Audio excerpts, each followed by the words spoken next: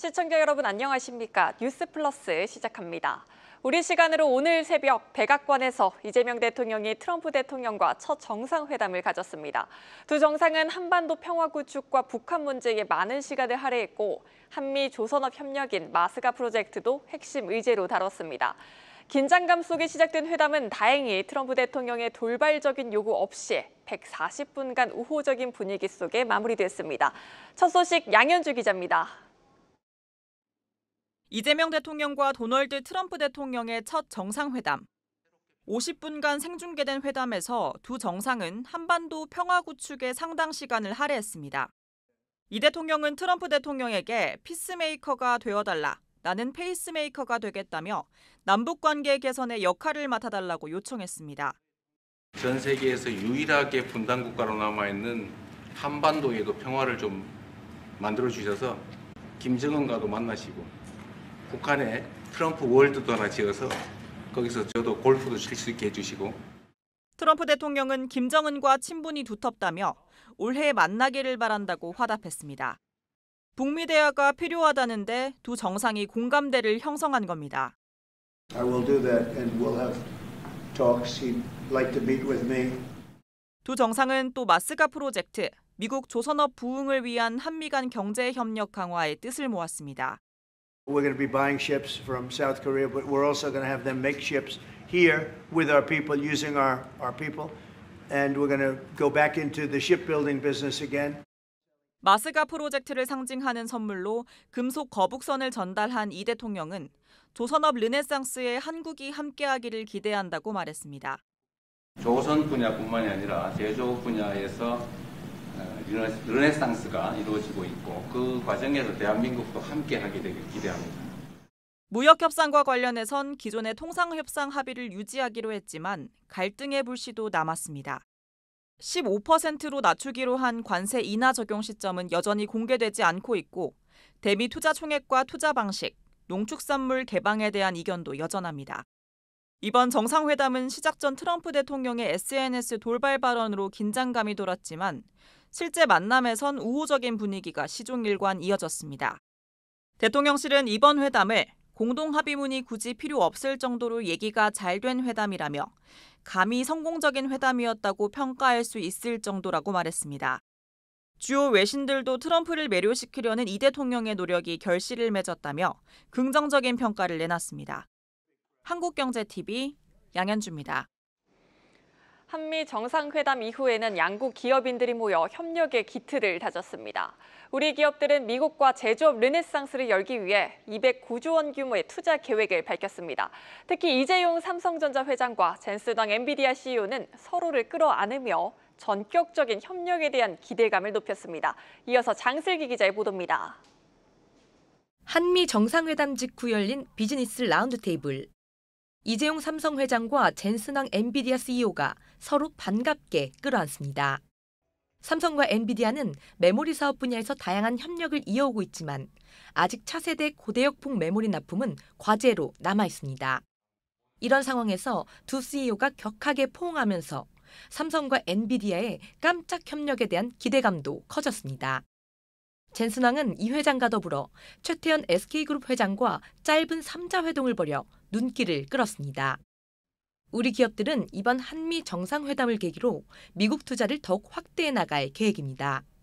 한국 기업들은 미국과 글로벌 시장을 함께 견인하여 제조업 르네상스의 새 시대를 열어가기 위해 1,500억 불이라는 대규모 대미 투자를 계획하고 있습니다. 정부가 지난 관세 협상 당시 발표했던 3,500억 달러 투자 펀드와 별개로 기업들이 1,500억 달러를 추가로 투자하겠다는 겁니다. 특히 정의선 현대차그룹 회장은 미국 투자를 기존보다 7조 원 늘리며 한미 동맹에 힘을 실었습니다. 3만 대 규모의 로봇 공장을 신설해 보스턴 다이너믹스를 포함한 미국 현지 법인 사업화에 속도를 낸다는 전략입니다. 대한항공도 미국 보잉 비행기 103대 추가 구매를 포함한 70조 원 규모의 미국 투자 계획을 밝혔습니다. 정부는 한미 간 제조업 협력이 르네상스를 맞이할 수 있도록 모든 제도적 지원을 제공할 계획입니다. 한국경제TV 장슬기입니다. 한미 정상회담이 우호적인 분위기 속에 마무리됐고 양국 기업들의 협력 소식도 전해졌지만 오늘 우리 코스피는 오히려 1% 가까이 하락한 채 장을 마쳤습니다. 시장의 눈은 어디를 향하고 있는 걸까요? 계속해서 증권부 정원우 기자와 이야기 나눠보도록 하겠습니다. 정 기자, 오늘 결국 코스피가 파란불로 마감을 했습니다. 외국인이 7천억 원 가까이 순매도했더라고요.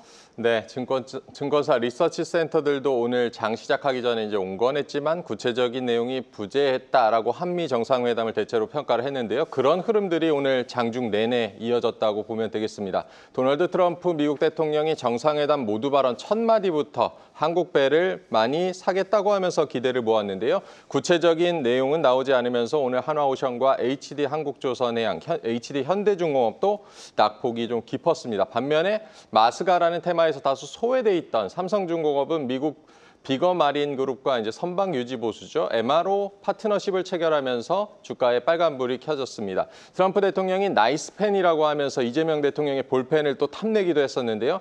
볼펜의 제조사는 이제 국내 수제 만년필 제작업체로 알려졌는데 관련이 없는 모나미가 오늘 상한가를 갔습니다. 또 LNG 협력이 언급되면서 하이스틸과 같은 이런 강관 기업들의 주가 상승이 장중에 두드러지기도 했었고요. 트럼프 대통령이 김정은 위원장을 만나겠다고 하면서 남북 경협주 장 초반에는 많이 오르나 싶다가 이내 하락하면서 마감하기도 했습니다.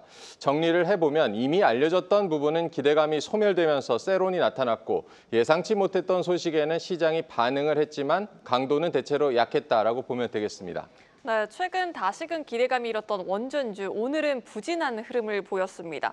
기대감 소멸이라고 봐야 될까요? 아니면 정상회담에서 구체적인 성과가 없었다는 점에 좀 주목을 해봐야 될까요? MOU 체결은 있었지만 양국 정상이 어쨌든 원전 협력이라는 내용을 언급을 하지 않으면서 원전주 주가 역시 오늘 좀 부진했습니다. 앞서 이제 웨스팅하우스와의 불공정 계약 문제로 국내 원전주가 충격을 받았다가 미국 원전 시장 진출 기대감으로 주가가 좀 회복 국면이었는데요. 이번에 언급이 없으면서 다시 기대감이 좀 소멸이 됐습니다. 이후 한미 비즈니스 라운드 테이블에서 SMR 협력을 위한 양국 기업의 MOU 체결이 있었지만 주가를 끌어올리지는 못했습니다. 역시 구체적인 내용이 좀 부재했고 기업 간의 협력도 이제 MOU라는 이제 초기 단계이기 때문에 시장이 기대했던 서프라이즈는 없었다라고 보면 되겠습니다. 네, 또 원전 외에도 오늘 10건이 넘는 기업 협력 방안들이 발표가 됐었죠? 네, 조선과 원전, 그리고 항공, LNG, 핵심 광물과 같은 이런 5개 분야에서 11건의 계약 및 MOU 체결이 있었는데요. MOU를 이제 체결한 기업들 지금 표로 나가고 있는데 HD 현대, 삼성중공업, 두산에너빌리티, 삼성물산, 대한항공, 가스공사, 고려아연 정도가 이제 상장사인데 주가는 앞서 말씀드린 삼성중공업을 비롯해서 HD 현대를 제외하면 오늘 모두 하락 마감했습니다. 역시 증권사들의 평가처럼 MOU라는 것이 협력의 초기 가이드라인 정도이고 구체성이 떨어지기 때문에 앞으로 어떤 식으로 구체화되느냐를 좀 더 주목을 해봐야겠습니다. 네, 그래도 한미 정상회담이라는 불확실성은 해소가 된 상황입니다.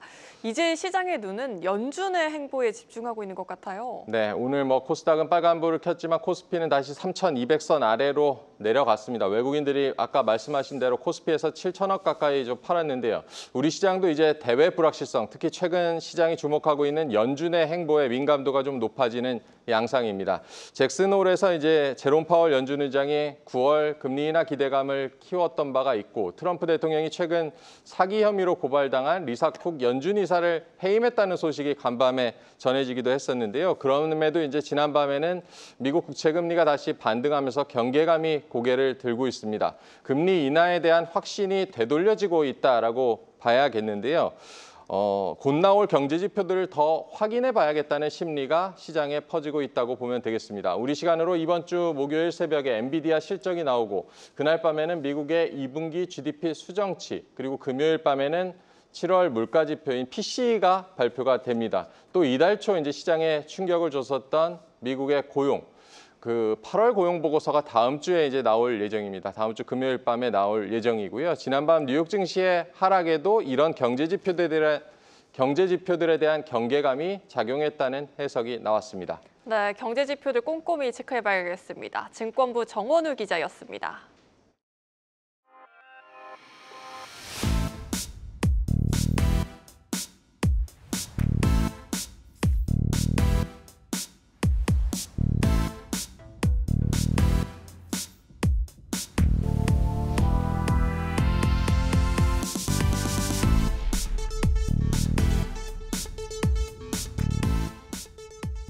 현대자동차그룹이 올해 임단협 협상을 두고 노조와의 타협점을 찾지 못하면서 파업 위기에 몰렸습니다.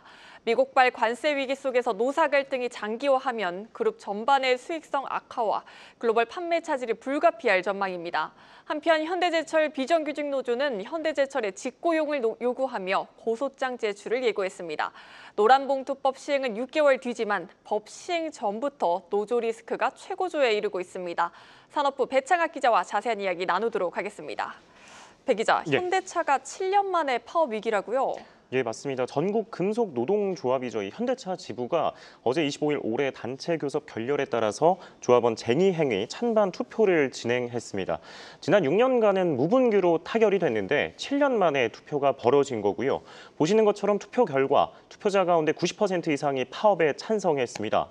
여기에 중앙노동위원회도 노사 간 입장 차이가 크다며 조정 중지 결정을 내리면서 현대차 노조는 합법적인 파업권을 획득하게 됐습니다. 이에 노조는 구체적인 파업 시기와 수위 등을 정하고 오는 28일 중앙쟁의대책위원회 출범식을 개최하는데요. 7년 만에 파업이 현실화되면 현대차의 직격타가 불가피합니다. 지난 2017년 파업 당시에 현대차는 9만 대 가까운 생산 차질을 빚었는데 돈으로 환산하면 1조 9천억 원에 달하는 규모로 추산이 됩니다. 그런데 지난해 실적을 기준으로 이 9만 대 감산을 가정해서 단순 계산해봤는데요. 손실액은 이전과 비교해 2배에 가까운 약 3조 4천억 원으로 불어날 것으로 추정이 됩니다. 또 파업 시에 납기가 지연되거나 신차 출시 시점이 연기될 수 있는데 이는 글로벌 시장에서 신뢰도 하락으로도 직결될 수 있고요. 더 큰 문제는 지금 상황이 과거보다 더 안 좋다는 겁니다. 현대차는 지난 4월부터 시행된 미국의 25% 관세 타격을 받아 올해 상반기 영업이익이 1년 전에 비해 8% 감소했는데요. 하반기에는 미 관세 영향을 온전하게 받는 만큼 영업이익이 감소폭이 더 클 것이라는 게 전문가들의 분석입니다. 네, 그간 무분규 합의가 이루어졌던 대표적인 기업이라고 볼 수 있는데요. 네. 이번 노사 간 협상 왜 이렇게 이견이 큰 겁니까? 결론부터 말씀드리면 임금을 놓고서 이견차를 좁히지 못하고 있기 때문인데요. 현대차 노사는 지난 6월 올해 임담협 상견례를 열고서 17차례나 교섭을 했는데 합의하지는 못했습니다. 노조는 기본급 인상과 함께 성과급은 순이익의 30%를, 상여금도 900%로 인상할 것을 요구했고 또 주 4.5일제 도입과 정년도 60세에서 64세로 연장해야 한다고 주장하고 있습니다. 관세가 걸림돌이긴 한데 지난해 좋은 실적을 내 임금을 올릴 요인이 충분하다고 주장을 했는데요. 이에 현대차는 미 관세와 전기차 캐즘 여파로 올해 실적이 부진할 것이라며 반박하고 있습니다. 투자 역시 노사 간 갈등을 심화하는 요소로 작용하고 있는데요. 현대차그룹은 오는 2028년까지 미국에 260억 달러, 우리 돈으로 36조 원 넘는 돈을 투자할 예정입니다. 이에 노조는 국내에도 해외와 같이 투자해야 한다며 압박하고 있고요. 이번 한미 정상회담에서 미국 투자를 증액하겠다고 발표한 것에 대해서도 노조 측에 물어봤습니다. 그런데 기존 입장이 변하지 않을 것이라고 밝혔습니다. 네, 그룹의 또 다른 주력 회사인 현대제철에도 노조 이슈가 일고 있습니다. 노란봉투법이 통과되자마자 비정규직 노조가 직접 고용을 요구하며 투쟁을 선언했습니다. 법 시행이 아직 6개월이나 남았는데 벌써부터 우려가 현실화되고 있는 모습입니다. 예, 맞습니다. 일단 이 카드로 쓸 수 있을 것 같은데요. 이 직고용을 얘기한다고 해도 회사 측과 이제 교섭을 하는 데 있어서의 카드가 될 것 같아서 시행 전에 이렇게 고소를 예고했던 것으로 풀이가 되고요. 일단 현대제철 입장에서는 불과 4개월여 만에 또다시 노조 리스크가 불거졌습니다. 현대제철 노사는 지난해 9월에 2024년 임금 및 단체 협약 교섭을 한 지 7개월이 지난 4월에 합의를 했는데 성과급을 두고 대치하는 과정에서 노조는 파업을, 회사는 직장 폐쇄를 반복하기도 했었죠. 겨우 매듭을 지었는데 이번에는 비정규직 지회가 발목을 잡고 있습니다. 지난 24일이었죠. 이른바 노란봉투법이 국회 본회의에 통과되자 비정규직 지회가 원청인 현대제철을 상대로 고소하겠다고 나섰습니다. 현대제철이 그동안 합청업체와의 계약 관계를 따지며 교섭을 거부하고 부당 노동 행위를 시켰으며 불법 파견도 보냈다는 건데요. 이에 내일 27일 대검찰청에 고소장을 제출하고 직접 교섭권을 확보하는 동시에 비정규직들의 직접 고용 확대를 목표로 하고 있습니다. 단순한 노사 갈등을 넘어서 우리 산업계 전반에 구조적 변화에 영향을 미칠 수 있는 만큼 파장이 커질 전망이고요. 경쟁에는 노조의 교섭권 확대로 기업들이 파업을 막는 것을 넘어 고용구조 전체를 재설계해야 할 위기에 놓였다고 지적하고 있습니다. 네, 여기까지 듣겠습니다. 산업부 배창학 기자였습니다.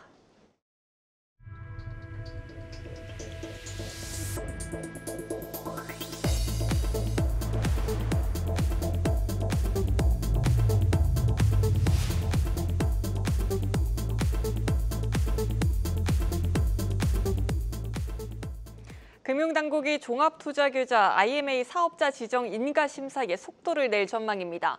특히 성장 잠재력이 높은 유망 기업을 지원하는 것이 종투사 본연의 역할로 심사에서도 모험 자본 활성화 계획과 사후 관리 등을 집중적으로 평가할 것으로 예상됩니다. 자세한 내용 취재 기자 연결해 알아보겠습니다. 김원규 기자. 금융당국이 IMA 인가 심사에 속도를 내고 있습니다. 올해 내로 결과가 나올 것으로 예상된다고요? 맞습니다. 금융감독원이 IMA 인가 심사를 진행 중인 가운데 최근 내놓은 주된 메시지는 내부 통제 리스크의 비중은 크지 않다는 점입니다. 금감원 관계자는 정해진 매뉴얼을 벗어나지 않는 수준이라면 인가 과정에서 큰 문제가 되지 않을 것이라고 말했습니다. 이번 심사에서 더 중요하게 보는 요소는 사후 관리와 모험 자본 운영 계획이라는 겁니다. 당국이 내부 통제보다 사후 관리와 운용 계획에 초점을 두는 건 IMA가 고객의 자금을 기업 금융 자산에 집중 투자하는 구조여서 투자자 보호와 리스크 관리 역량이 그만큼 중요하기 때문입니다. 심사 속도도 빨라질 것으로 보입니다. 금감원 관계자는 IMA 인가 심사를 지체하지 않겠다고 재차 강조했습니다. 실제 자본시장 감독국은 최근 심사 인력을 2명에서 5명으로 늘린 것으로 파악됐습니다. 연내 심사를 마치겠다는 포석이라고 볼 수 있습니다. 증권업계에서도 늦어도 11월 중에는 결과가 나올 것으로 내다보고 있습니다. 네, 현재까지 미래에셋증권과 한국투자증권이 신청했고 오늘 한투는 확실한 경쟁력을 입증하기 위해 9천억 원 규모의 유상증자를 결정을 했습니다. 현재 NH투자증권도 도전장을 내려고 준비하고 있다고요? 맞습니다. NH투자증권의 경우 7조 3천억 원으로 요건에 앞서선 미달됐지만 지난달 6,500억 원 규모의 유상증자를 추진하기로 결정했습니다. 자기자본 요건을 충족시킨 NH투자증권은 9월 중 신청서를 제출할 계획입니다. 대형 증권사들이 IMA 사업에 적극 나서는 건 자금 조달 여력이 확대되는 게 주된 이유입니다. IMA를 활용하면 자기자본의 최대 300%까지 자금을 조달할 수 있습니다. 내년부터는 자기자본 요건을 2년 연속 충족해야 하고 또 대주주 적격성과 사회적 신용도 등 심사 문턱도 높아집니다. 이 때문에 증권사들은 올해 안에 인가를 받기 위해 노력하고 있습니다. 한편 이찬진 금감원장은 다음 달 8일 증권사 CEO들과 간담회를 열 계획입니다. 이 자리에서는 자본시장의 자금 공급 기능을 강화하고 주주가치 중심의 지배구조 개선 방안 등이 논의될 것으로 금감원 관계자는 밝혔습니다. 지금까지 금융감독원에서 한국경제TV 김원규입니다. 최근 국내 산업 현장에서 중대재해 사고 발생이 잇따르면서 실질적인 위험을 사전에 파악하고 개선하는 위험성 평가의 중요성이 커지고 있습니다. 특히 작업장의 유해 위험 요인을 빠짐없이 파악하기 위해선 현장 근로자의 참여가 필수적입니다. 현장 근로자 중심의 시스템으로 소음 재해를 예방하고 있는 CJ제일제당 논산공장을 전민정 기자가 다녀왔습니다. 충남에 있는 CJ제일제당 논산공장. 작업자가 현장에서 근무 중 발굴한 위험 요인과 개선 대책을 직접 PC에 입력합니다. 이러한 근로자 참여 위험성 평가 시스템을 도입한 결과 위험 요인 발굴 건수는 14배 이상 크게 증가했습니다. 이곳 공장은 근로자 참여 중심의 위험성 평가 제도로 현장의 산업재해 위험도를 크게 낮추고 있는데요. 이렇게 안전수칙 표지판을 설비에 부착해 근로자들이 쉽게 위험 포인트를 확인할 수도 있습니다. CJ제일제당은 위험성 평가를 통해 설비가 정지돼야만 유지 보수가 가능한 안전장치를 설치해 끼임 사고 예방에도 적극 나서고 있습니다. 또한 소음 저감 TF를 운영해 현장 근로자들이 소음이 발생하는 주요 원인을 찾아내고 개선한 결과 소음 노출 평균값을 2.8dB이나 줄일 수 있었습니다. 회사가 제공한 개인 맞춤형 귀마개로는 근로자의 소음성 난청까지 예방하고 있습니다. 직접 근로자가 입력을 하게 되면 위험한 상태뿐만 아니라 자기가 행동하는 부분에서 어떤 위험성이 있는지 더 자세히 입력을 하게 돼서 저희가 예방할 수 있는 그 범위가 좀 더 넓어지고 실효성도 높다고 생각하고 있습니다. 고용노동부와 산업안전보건공단도 위험성 평가 사업 체계의 근로자 참여를 강화한다는 계획입니다. 작업장의 위험 요인을 빠짐없이 파악하기 위해서는 노동자의 참여가 필수적입니다. 사업장에서 위험성 평가를 실시하는 데 어려움을 겪고 있는 사업장은 위험성 평가 컨설팅을 통해서 무료로 지원을 하고 있으며 한국경제TV 전민정입니다.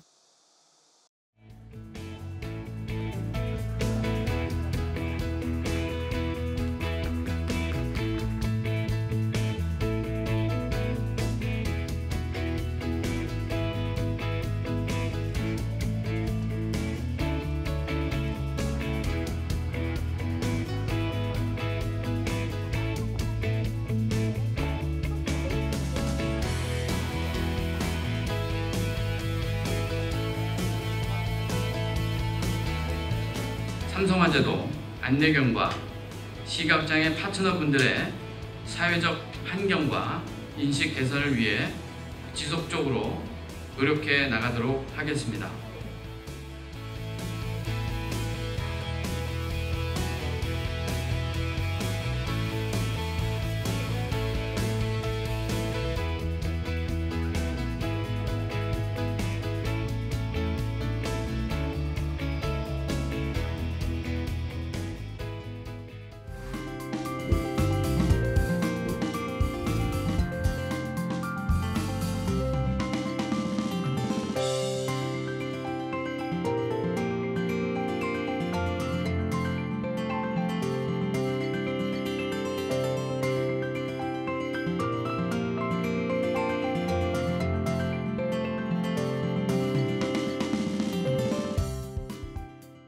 뉴스를 마칩니다. 시청해주신 여러분 고맙습니다.